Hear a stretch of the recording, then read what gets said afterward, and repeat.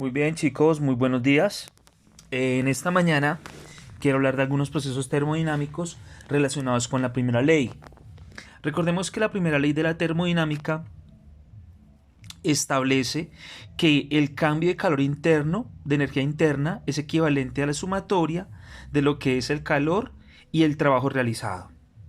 Como la termodinámica es una parte de la física que estudia las propiedades del calor y la transferencia de energía, vamos a estudiar en primera instancia algunos procesos muy importantes y que hay que tener en cuenta.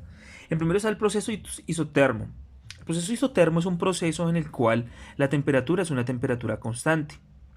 En este caso, la primera ley de la termodinámica establece que el cambio de energía interna en un proceso es equivalente a la suma del calor más su trabajo.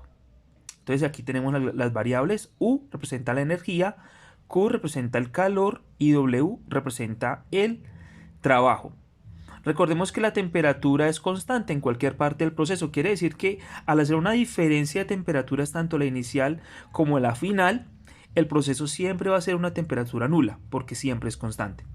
Entonces veamos.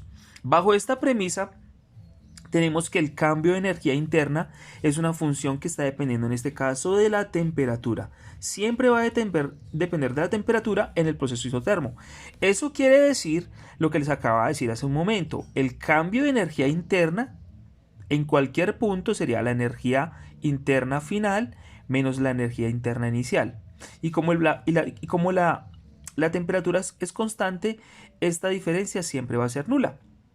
Entonces en este caso tenemos que delta de U es una función de la temperatura. Pero ahora bien, volviendo a la primera ley de la termodinámica, como estamos diciendo que el cambio de temperatura, que el cambio de energía interna es igual a la suma del calor más el trabajo, en este caso, como las temperaturas son constantes, esto va a ser igual a cero. En cualquier proceso interno, en este caso, para un proceso isotermo va a ser igual a cero.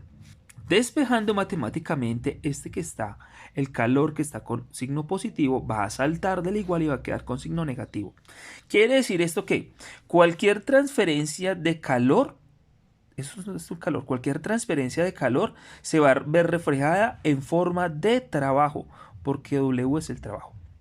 Es un proceso importante para lo que es la primera ley de la termodinámica. Otro proceso que podemos hablar y que podemos enunciar acá es un proceso adiabático. Un proceso adiabático es un proceso en donde cualquier cantidad de calor en el sistema siempre va a ser nulo.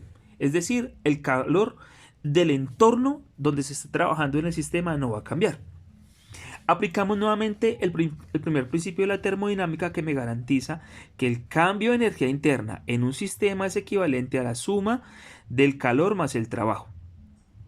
Ahora bien, como sabemos que en el proceso adiabático no se cambia el calor es nulo, entonces esta parte va a ser cero.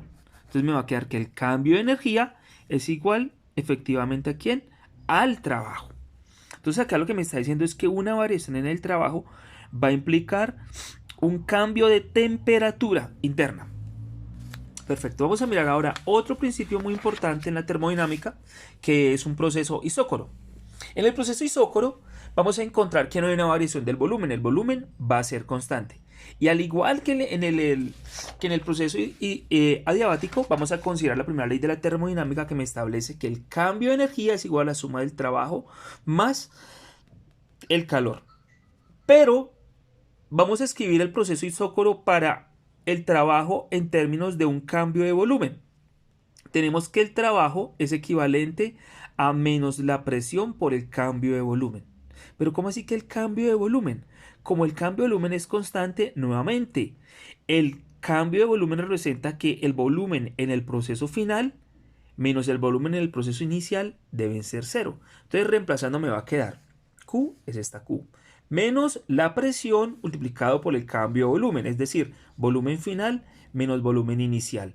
Pero como no hay una variación del volumen, siempre es el mismo, entonces la diferencia de estos dos es nula. Fíjate cómo me quedaría acá.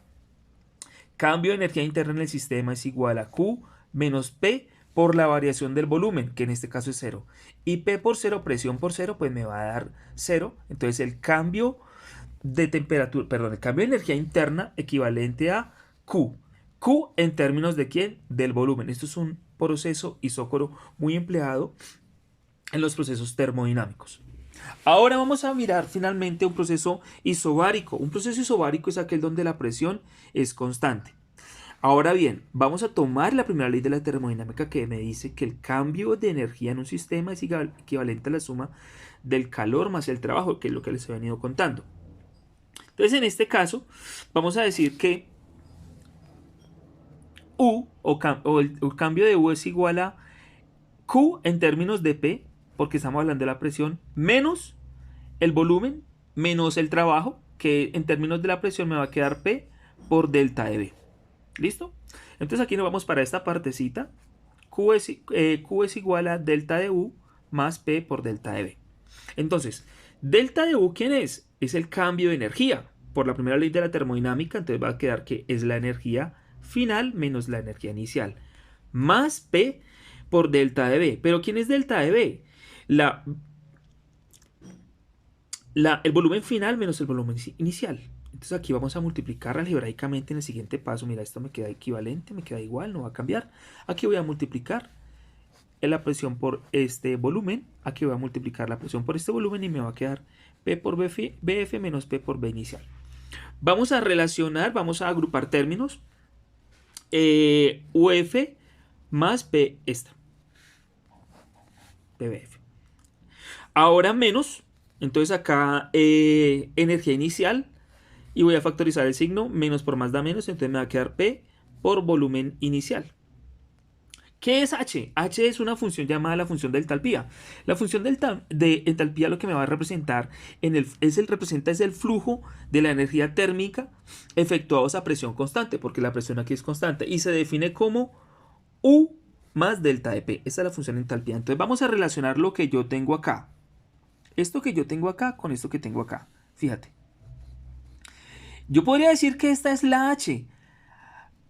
Pero ¿cuál H? La H final, o sea, la entalpía final, porque está en términos de la presión final de la variación del volumen final y la variación de la energía final. Entonces aquí está esta parte, si la relacionamos con esta ecuación, es la misma, pero en términos con F, o sea, la entalpía final. Y esta que tenemos acá, si la relacionamos con esta misma, observemos bien que estamos hablando de la entalpía inicial. Entonces, en este caso, la diferencia de entalpías me representa delta de H.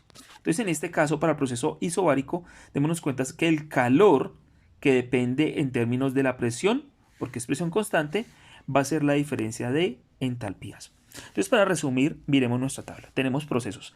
Proceso isotermo, adiabático, isócoro, isobaro. En el isotermo, la temperatura es constante. En el adiabático el calor es nulo, en el isócoro el volumen es constante y en el isobaro la presión es constante. Ahora bien, en el isotermo tenemos que el calor es igual a menos W, o sea, el trabajo. En el adiabático el cambio de energía es igual al trabajo. En el isócoro el cambio de energía es equivalente al calor en términos del volumen. Y en el isobaro el calor en términos de la presión es equivalente al cambio de las entalpías que ellas experimentan. Espero les haya servido para mucho este video.